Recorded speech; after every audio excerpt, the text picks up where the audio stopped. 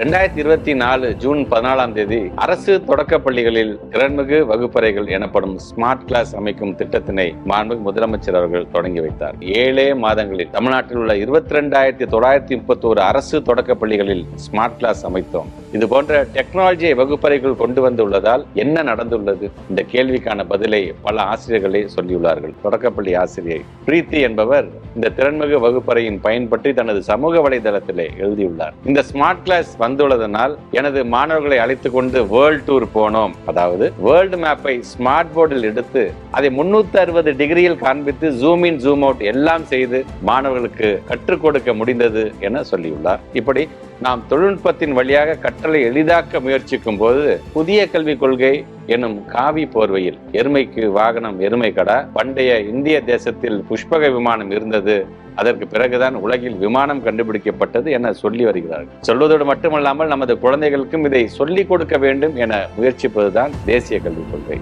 அதை நாம் ஏற்காததால் நமக்கு வர வேண்டிய கல்வி நிதியை நிறுத்தி வைத்துள்ளார்கள். இதை எதிர்த்து நடைபெற்ற கண்டன ஆர்ப்பாட்டத்தில் ஒட்டுமொத்த தமிழ்நாட்டின் முற்போக்கு தலைவர்களும் ஏன் மக்களும் மிக தெளிவாக சொல்லிவிட்டார்கள், we reject the NEP 2020, we reject PM Shri, we reject Hindi imposition என்று.